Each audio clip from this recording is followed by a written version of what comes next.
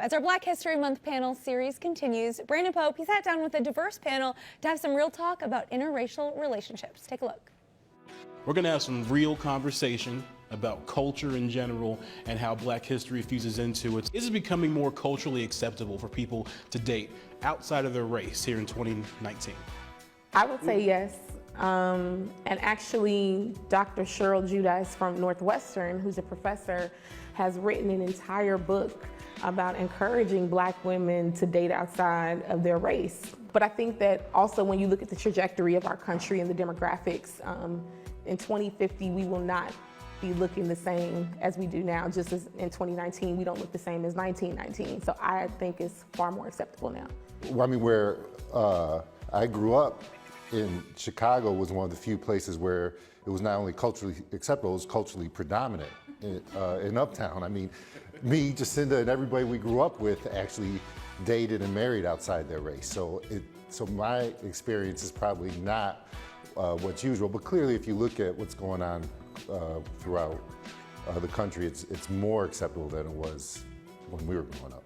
When you're thinking about different cultures, especially in the Black culture, as a Black woman, you're supposed to, or what you're taught is to uplift a Black man. Mm-hmm. So I feel like stepping out of that, picture and that mindset, not to say that we shouldn't uplift our Black men, but to step out of that mindset, there's more to it. And then if you're thinking on the other end of things, there's LGBTQ qualities that apply to this as well. So, I mean, it's all about expanding, and at the end of the day, it's gonna change. Time is changing and people are changing, so I feel like it's very fluent. I think it's maybe culturally acceptable. However, I think about it with caution, because what I do see is that, or what I do believe is that we cannot forget the historical implications, and that we have to always be critical of relationships and commitments, because I do feel like you can be in an interracial relationship but not necessarily be for Black liberation, right? So I think that they don't go hand in hand, and so I think being in an interracial relationship is a political statement in many ways, and that just because you are in an interracial relationship does not suggest or validate that you are, a civil rights, you believe in civil rights, or that. And so that's my concern. I think the question comes up, if you marry outside of your race, will this person understand the issues that your Black son will deal with eventually when he gets older and has to interact with police officers and the question of Black liberation? So I think that that's ultimately what gives people pause, but I do think that it's far more prevalent now. My sister will be marrying an Italian man next year, so it's definitely prevalent and it's happening. People are attracted to who they are attracted to. And I think, once again, I think you brought up a great point when you said Chicago we know we have our issues here in Chicago as well, but it's far more progressive in certain aspects than other parts of the country. So the lens that we look through, it's not abnormal to see interracial couples, but I mean, it's human nature to fall in love with someone who you're attracted to. I mean, not to get too philosophical about it, but race is a social construct that is constantly evolving and changing, right? So I'm Jewish, I'm white now. 30 years ago, my people weren't, right? Right. And so, I bring that as the foundation to say, as Kina said, people are attracted to who they're attracted to, but that's always evolving in terms of what is even an interracial relationship is evolving. It's different now than it is then, because people just do what they want to do and what they feel like doing, and then the society has to create the construct for what they're doing. And so that's just going to be a constant evolution. Rap music today, it's common, you're gonna hear the N-word. And as rap music has become the most popular and dominant cultural music out there, is it ever okay to use the N-word if you're not in the Black community, since it is popular culture with rap music? No. Yeah, that's a hard no. The N-word has changed over time. The way that we use it in media and the way that we use it with our homie, our friend, is to stand as a homie or a friend when it's being used. But if a non-Black person came up to me and was like singing the songs to the word, I just feel like you shouldn't use that. You know where it comes from. Even if we have changed the meaning for it, it still should not be used. The fact that that people complain that they can't use a word when they have all the other privileges and powers that created the derogatory nature of that word makes no sense to me.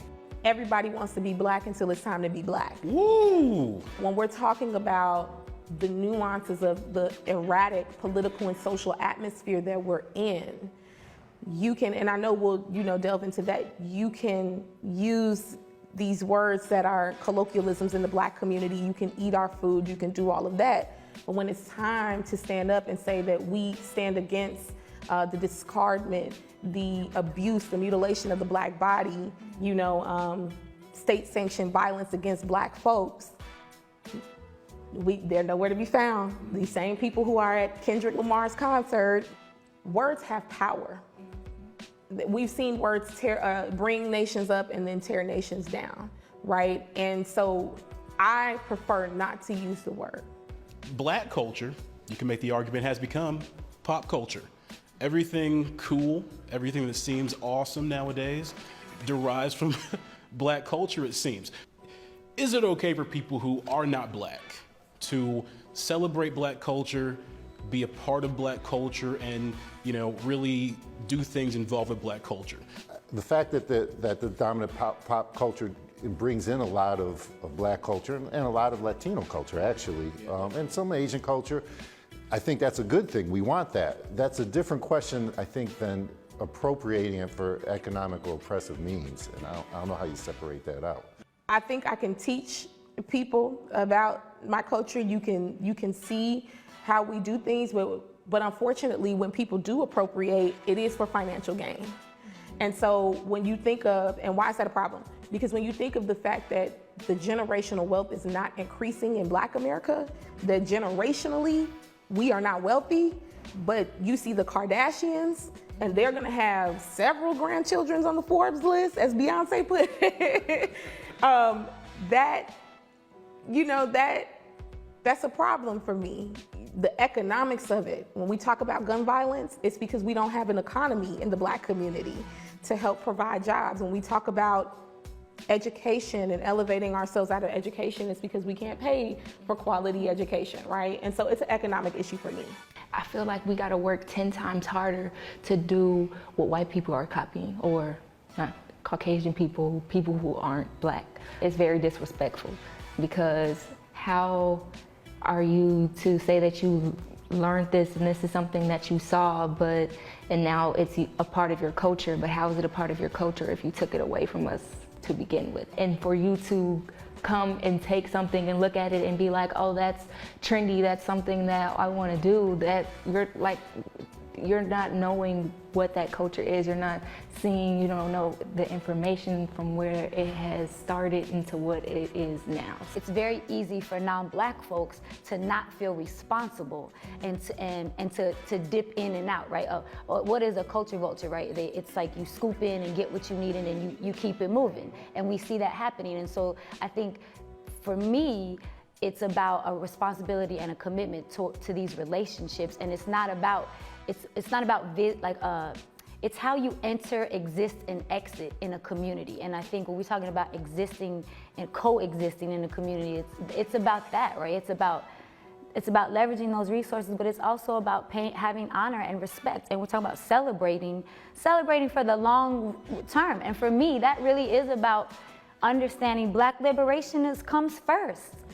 And so, I'm saying that again just because it's not on the surface. It's for the long haul. Obviously, this is a great discussion we just had here. Pop culture, Black culture is a big part of that. It's part of Black history, and that's American history.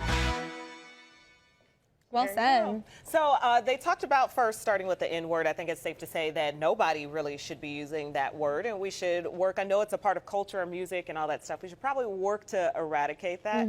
And obviously another conversation, but certainly an important conversation also about just appropriation. What's good, What's honoring? what's right. What's appropriation? Yeah. Like, it can be a fine line. Yeah. It's good to be asking the questions, even if we don't always know the answers. I feel like it's good to ask questions and actually be thinking about it. Get the dialogue going, which Yeah. is what all of these are about. Yeah. All right. Well, we're going to be airing these clips all month long, so be sure you tune in to see what we're talking about next.